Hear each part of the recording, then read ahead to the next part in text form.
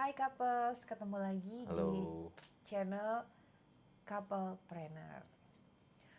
Hari ini tuh kita agak cukup padat ya meetingnya dari pagi, dari kemarin sih sebenarnya gitu.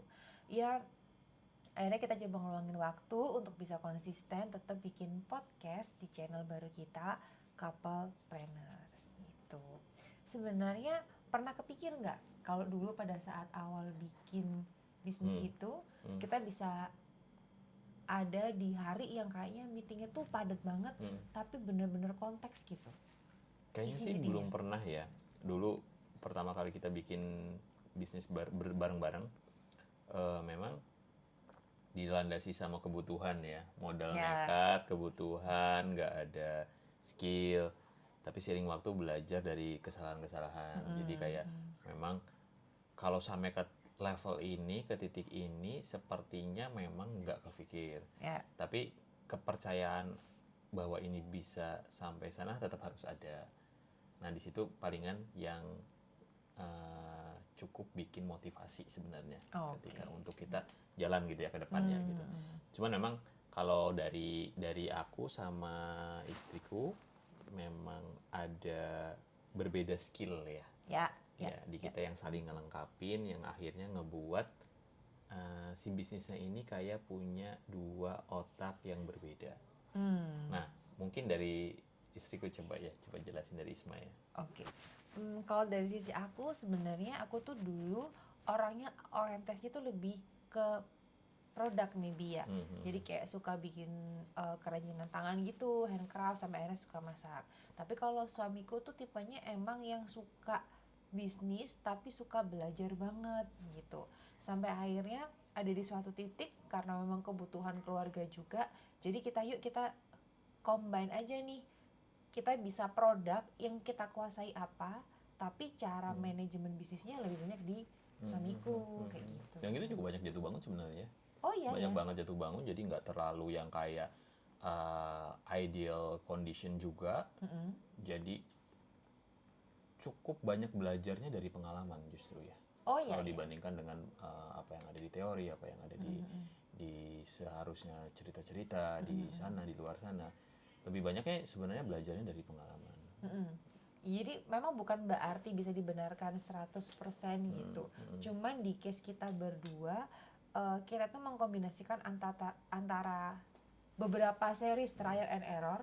Tapi kemudian kita tetap akhirnya, oh ya memang kadang-kadang harus belajar juga. Bukan kadang ya, baiknya sih emang belajar. Kenapa? Karena ini mengurangi tingkat error, Ya, ya. menambah rasa percaya diri nih pada saat mengambil keputusan, dan juga kalau kita mau bikin rencana jangka panjang jadi bisa lebih terarah kali ya, Ya, ya, ya, ya, ya, ya. kayak Memang gitu sekali lagi sambil jalan sih ya ya. sebenarnya.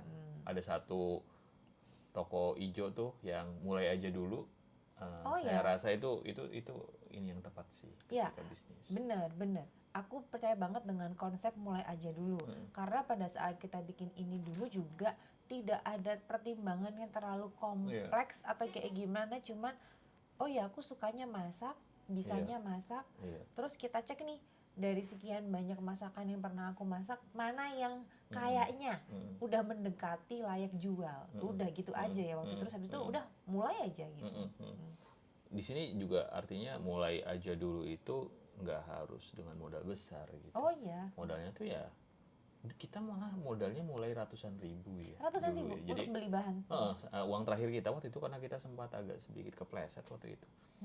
Itu uang terakhir kita kalau nggak salah ya kita jadikan untuk modal bikin nasi kuning yang akhirnya diputar lagi, akhirnya jadi lumayan gitu. Permintaannya juga lumayan, tapi memang kita fokus ke customer banget waktu itu ya. Ya. Customer kita tanyain mau dimakan jam berapa, kita harus siapin jam berapa, kemudian setelah sampai pun kita nanya rasanya gimana. Pokoknya feedback customer itu penting banget untuk di awal.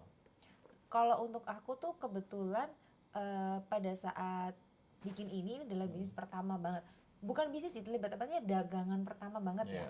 Jadi cukup mendobrak mindset bahwa kalau kita dagang itu kita lagi perlu uang, lagi Oh BU iya, iya, banget iya, iya, gitu iya, ya. iya, iya. Sebenarnya ya emang perlu sih, tapi entah kenapa kalau kita jualan sesuatu, dagang satu ke teman tuh kayak ada malu gitu, dan akhirnya sih kedobrak ya, karena memang juga perlu saat itu. Iya. Memang lelah, malu itu wajar banget sih kalau di awal-awal kita bikin bisnis. Ada beberapa yang kayak maybe work smart gitu ya. Ya. Instead of work hard. Tapi kayaknya kalau di bisnis bisa harus dua-duanya deh kalau di awal ya. Jadi kayak work hard iya, tapi work smart juga iya. Jadi dua-duanya sebenarnya saling ngelengkapin sih, bukan saling mengganti menurutku ya. Nah jatuhnya ada lah di awal-awal kita tetap harus fight-nya, harus kerja kerasnya, harus mungkin tidurnya jauh berkurang ya dulu ya. Benar-benar kayak titik-titik. Iya, ininya makanya ini masih agak Ada bersisa jejaknya. nih ya. Tapi memang work hard tetap harus diimbangi dengan work smart juga. Iya.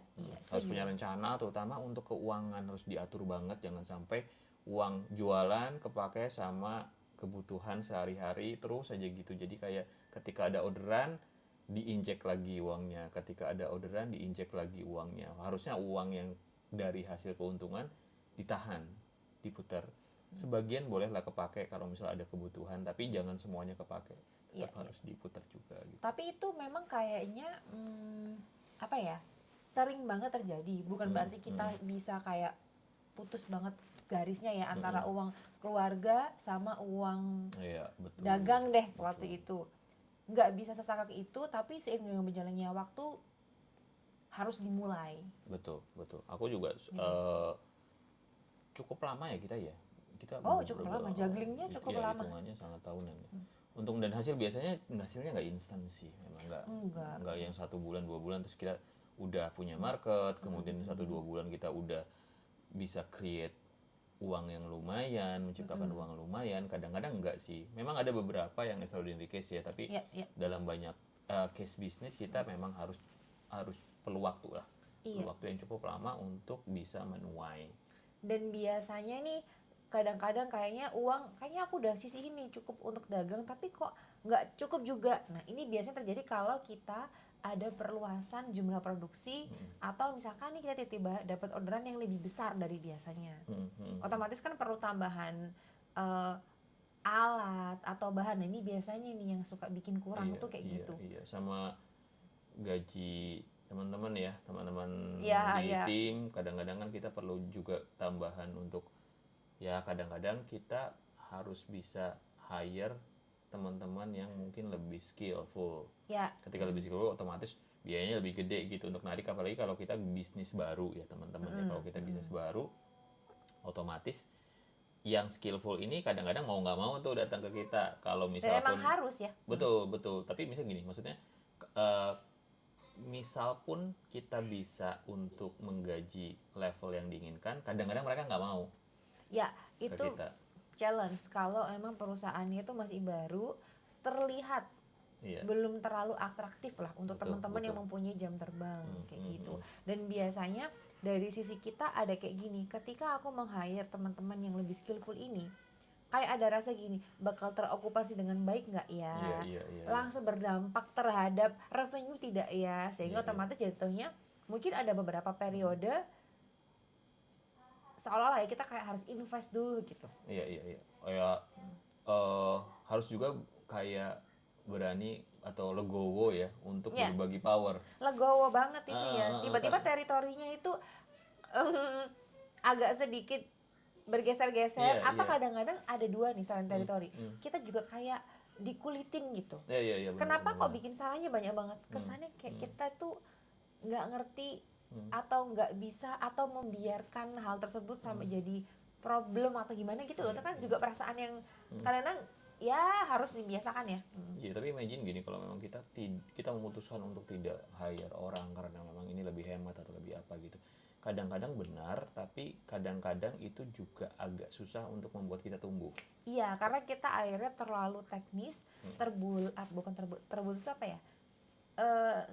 Ya udah pusing dengan harian lah. Iya, harian banget sehingga kita lupa ada beberapa big picture yang mungkin itu lebih penting untuk dipikirin dan dialokasikan secara waktu juga. Nah, untuk couples ya, kalau kita couples nih guys, jadi couples planner ini tujuannya sebenarnya salah satunya ya ngebagi itu sih, ngebagi peran itu. Yes. Jadi ada satu yang big picturing, ada satu juga yang detailing. Jadi akhirnya secara kerjasama sebenarnya kita 2 orang. Walaupun kita suami istri. Kesannya kayak satu ya, Betul. padahal role-nya beda banget. Betul. Nah, ini sebenarnya cara yang cukup menguntungkan untuk teman-teman yang bisnis tapi dengan pasangan. Jadi otomatis kayak sebenarnya kita dapat 2 nih. Satu orang yang mungkin eksekusi hari-hari, satu orang yang mikirin strategi besarnya. Nah, dibandingkan dengan satu orang yang menjalankan bisnis sendirian. Cover everything. Iya, betul. Kadang-kadang ada untungnya sih sebenarnya ya. Dan cukup banyak untungnya menurut saya. Kalau makanya kita sampai bikin podcast gini ya. Karena aku pengen sharing, istriku pengen sharing, sebenarnya itu justru poin yang cukup menguntungkan ketika kita bisnis bersama pasangan selama visinya sama. Iya, tapi dulu gimana ya? Kita kok bisa tiba-tiba kayak sharing role gitu. Kebutuhan ya, karena kebutuhannya cukup banyak tuh. Kadang-kadang kita ngurusin belanja lah, ngurusin juga orang-orang, kemudian ngurusin lagi uangnya, ngurusin customer terutama. Nah akhirnya kalau kita makan semua bareng-bareng, kerjaannya dikeroyok, nggak bagus. Akhirnya kita pisah job desk. Jadi ini kayaknya dulu bermula dari ada keterbatasan waktu ya. Jadi biar pekerjaan yang sama nggak kita keroyok, sayang-sayang ini seolah-olah man hour-nya. Jadi mending split tugas gitu ya. Betul. Syaratnya gini, kita harus percaya sih sama pasangan kita. Kita nggak perlu terlalu yang kayak nelisik atau gimana gitu ya. Iya betul, ini harusnya caranya kerjanya nggak gini nih bro, terus caranya kerjanya harusnya kayak gini nih sis gitu. Menurut kita harus saling percaya sih ketika kayak gitu.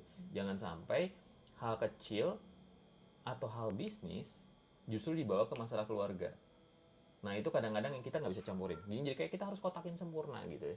Ini kita lagi ngobrol as a business partner, walaupun pasangan. Dan ini kita lagi ngobrol sebagai suami istri.